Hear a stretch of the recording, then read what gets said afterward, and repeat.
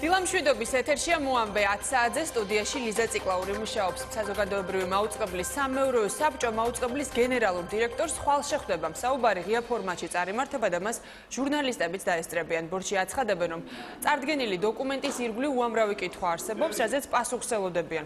სამეურვეო საბჭო 410 მილიონი ლარიდან ტექნიკაზე დახარჯული თანხის მოცულობით და იმ პერიოდით ინტერესდებიან, როდესაც აღნიშნული თანხა გაიხარჯა.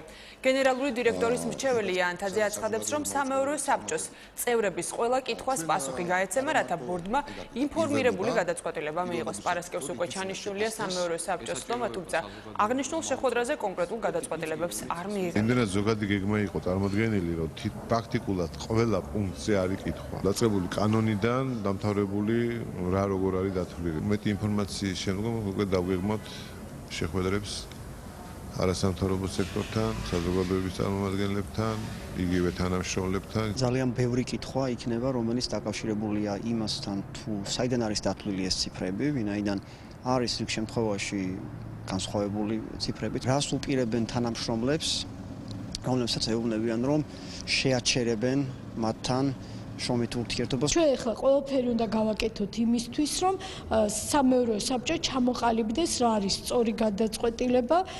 მათ შორის ჩვენ დავესწრებით სამეურვეო საბჭოს შეხვედრას არასამთავრობო ორგანიზაციებთან, საზოგადოების დაინტერესებულ წევრებთან. ვეცდებით, რომ საბჭოს ყოველმხრივ დავეხმაროთ იმ თვალსაზრისით, რომ მათ გქონდეთ პასუხი ყველა კითხვაზე. ამ დროისთვის კოსტავას 68-ში საზოგადოებრივი მაუწყებლის შენობა ნაგებობების გასხვისების საკითხი არ განიხილება. აღნიშნულ განცხადებას ეკონომიკის სამინისტროს სახელმწიფო ქონების ეროვნული სააგენტო ავრცელებს. უწყებაში განმარტავენ, რომ სამხარაული სახელობის ექსპერტიზის ეროვნული ბიუროს დასკვნის მიხედვით საზოგადოებრივი მაუწყებლის არსებული შენობა მძიმე ავარიულ მდგომარეობაშია.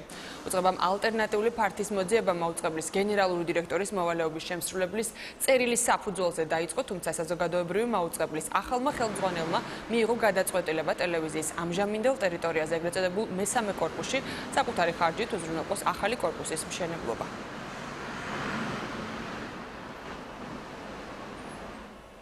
მართველი გუნდი პრეზიდენტის ვეტოს დასაძლევად ემზადება. გიორგი მარგველაშვილის შენიშვნებს ქართულ ოცნებაში იწუნებენ და მიიჩნევენ, რომ სასამართლო ხელისუფლების ეგრეთ წოდებული მესამე ტალღა ვეტოს დაძლევის გარეშე დროში გაჭიანურდება. სახელისუფლებო გუნდში რეფორმის გაგრძელებაზე ამახვილებენ ყურადღებას და მომავალში მოსამართლეების 3 წლიანი გამოსაცდელი ვადის გაუქმებას არ გამორიცხავენ. ოპოზიციაში პრეზიდენტის მოტივირებულ შენიშვნებს იზიარებენ და მიიჩნევენ, რომ საპარლამენტო უმრავლესობას გიორგი მარგველაშვილის ვეტო უნდა გაეთვალისწინებინა.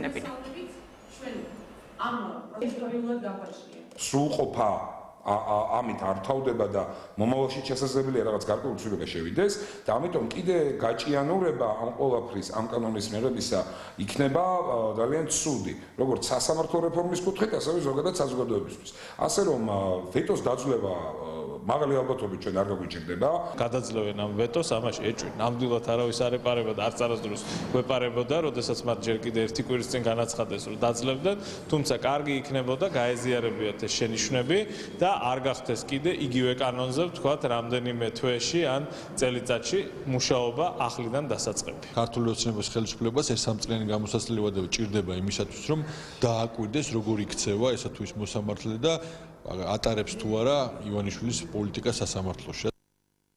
საკონსტიტუციო სასამართლოს მოსამართლის პოსტზე მანენა კობახიძის კანდიდატურას დეპუტატები დღევანდელ სესიაზე უყრიან კენჭს. მმართველ გუნდში აცხადებენ, რომ კობახიძეს მხარდაჭერა ექნება. ქართულ ოცნებაში მის კვალიფიკაციასა და მიუკერძოებლობას ეჭვქვეშ არ აყენებენ. მმართველი გუნდისგან განსხვავებული პოზიცია აქვთ საპარლამენტო უმცირესობაში. ოპოზიციაში მანენა კობახიძის პოლიტიკურ მოტივებზე საუბრობენ და აცხადებენ, რომ მისი არჩევით საკონსტიტუციო სასამართლოს ავტორიტეტი დაზიანდება. მნიშვნელოვანია, რომ პიროვნება, რომელიც მოსამართლედ იქნება არჩეული, იყოს პრინციპული იმდენად, რომ არ ჩნდებოდეს კითხვები მისი ამა თუ იმ გავლენების ქვეშ თეორიულად მოქცევის შესაძლებლობაზე. ამ თვალსაზრისით ვფიქრობ, რომ ჩვენს მიერ დასახელებული კანდიდატი იქნება საკმაოდ კარგი მოსამართლე. ადამიანი, რომელიც გამოირჩეოდა ასევე ძალიან დიდი თავდასხმებით საკონსტიტუციო სასამართლოს წინააღმდეგ. შემდეგ, მათ შორის ლობირებდა იმ კანონმდებლობას, რომელმაც პარალიზება მოახდინა საკონსტიტუციო სასამართლოს. მე ვფიქრობ, რომ თავად მისთვისაც არ იქნება ადვილი მოსამართლის მანტიის მორგება. საკონსტიტუციო სასამართლოს წევრობის კანდიდატი არ უნდა იყოს პოლიტიკურად მოტივირებული და მანანა კობახიძის კანდიდატურა ნამდვილად ვერ აკმაყოფილებს ამ კრიტერიუმს. ყველას საზოგადოებას კარგად ახსოვს მისი ქსენოფობიური განცხადებები, სანამ ის იყო პარლამენტის წევრი. ეს ძალიან დიდ ზიანს მიაყენებს თავად სასამართლოს. ევროპული საქართველო კახა კალაძეს პარლამენტში მისასვლელად ორკვირიან ვადას აძლევს. გაზპრომის ხელშეკრულებასთან დაკავშირებით ოპოზიციური პარტია საკითხს საგაზაფხულო სესიაზე კიდევ ერთხელ დააყენებს. სერგი კაპანაძე ამბობს, რომ არის კონკრეტული შეკითხვები გაზპრომის ხელშეკრულებასთან დაკავშირებით, რასაც პასუხი აუცილებლად უნდა გაეცეს. პარლამენტის ფრაქცია ქართული ოცნების თავმჯდომარე მოთხოვნის აღნიშნული თემით სპეკულაციას უწოდებს.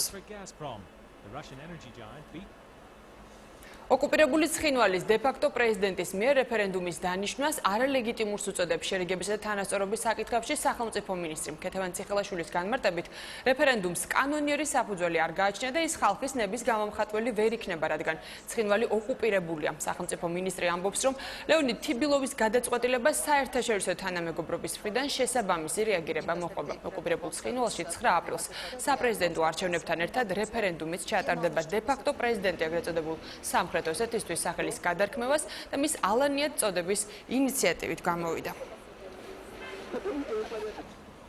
ეგრეთ წოდებული არჩევნები, რეფერენდუმი, პლებისციტი და ასეთი მსგავსი პროცესები, ისევე როგორც წინა შემთხვევებში, ვერ და არ იქნება განხილული როგორც ლეგიტიმური პროცესი, შესაბამისად არ აქვს სამართლებრივი საფუძველი და ვერანაირი სამართლებრივი შედეგი ვერ დადგება. არც საქართველო, არც საერთაშორისო თანამეგობრობა და არც საერთაშორისო სამართალი ამას არ ცნობს.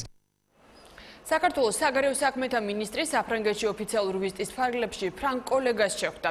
ჟან-მარკ ერომ მიხეილ ჯანელიძეს ევროპარლამენტის მიერ მიღებული გადაწყვეტილება მიულოცა და აღნიშნა, რომ საქართველოსთან ვიზა ლიბერალიზაციის პროცესი ახლო მომავალში დასრულდება.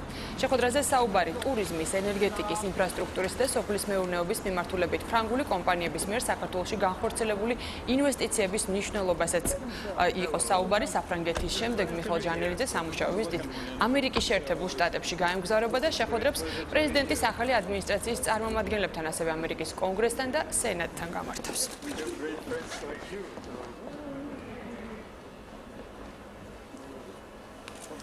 რაკეტსაწინააღმდეგო სისტემა, რომელიც უშუალოდ მოსკოვის დაცვისთვის არის განთავსებული, საბრძოლო მზადყოფნაშია მოყვანილი. მიზეზი მოულოდნელი შემოწმება გახდა, რომელსაც თავდაცვის უწყება საჰაერო კოსმოსურ ძალებში ახორციელებს. კერძოდ, საბრძოლო მზადყოფნაშია მოყვანილი საზენიტო სარაკეტო სისტემები S-300 და S-400, ასევე სარაკეტო კომპლექსი პანცირ-S-ი. დაუგეგმავი შემოწმების განხორციელების განკარგულება პრეზიდენტმა ვლადიმერ პუტინმა გასცა. ოფიციალური კიევი დონბასში სამხედრო მდგომარეობის შემოღების საკითხს სერიოზულად განიხილავს. ამის შესახებ განცხადებას უკრაინის საგარეო საქმეთა მინისტრი ავრცელებს. მისი თქმით, ვითარების გამწვავების შემთხვევაში გამორიცხული არ არის შესაბამისი სამხედრო მდგომარეობის გამოცხადება. ამასთან მინისტრი აღნიშნავს, რომ ქვეყანა სამხედრო მდგომარეობის გამოცხადების გარეშე შესაძლოა საომარ მდგომარეობაში იმყოფებოდეს. ბოლო დღეების განმავლობაში აღმოსავლეთ უკრაინაში შეხების ხაზთან ვითარება გამწვავდა.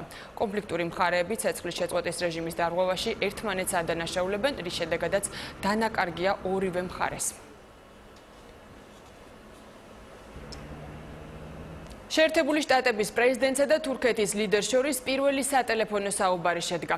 ტერორიზმის წინააღმდეგ ბრძოლის საკითხები განიხილეს. დონალდ ტრამპმა თურქეთის ამერიკის მხარდაჭერა დაუდასტურა როგორც ნატოს მოკავშირესა და სტრატეგიულ პარტნიორს. მხარებმა ასევე განიხილეს ამერიკა თურქეთს შორის ხანგრძლივი მჭიდრო თანამშრომლობის საკითხი. გავრცელებული ინფორმაციით საუბარი დაახლოებით 45 წუთი გაგრძელდა.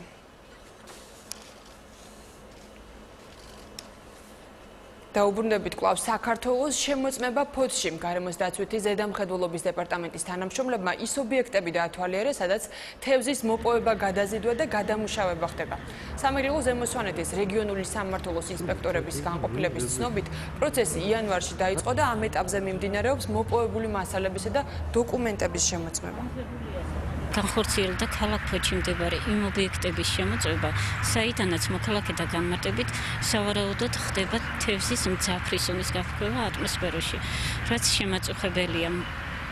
ამ ეტაპზე მიმდინარეობს ინსპექტორების დოკუმენტების შემოსწავლა და მისი დასრულების შემდგომ მიღებული დასკვნის საფუძველზე მოხდება სათანადო რეაგირება. ფოთში ნადირობის წესების დარღვევის 72, ხოლო უკანონო თევზჭერის 4 შემთხვევა გამოვლინდა. აღნიშნულ ინფორმაციას გარემოს დაცვითი ზედამხედველობის დეპარტამენტის სამეგრელოზე მოსვენეთის რეგიონული სამმართველოს ინსპექტორების განყოფილება ავრცელებს. თითოეულ ფაქტზე შედგა ადმინისტრაციულ სამართალდარღვევის ოქმი და შემდგომი რეაგირებისთვის შესაბამის ორგანოებს უკვე გადაეგზავნა. მოამბე 10 საათზე ამით დასრულებულია. გმადლობთ ყურადღებისთვის. ზუსტად 12 საათზე დავბრუნდებით პირდაპირ ეთერში.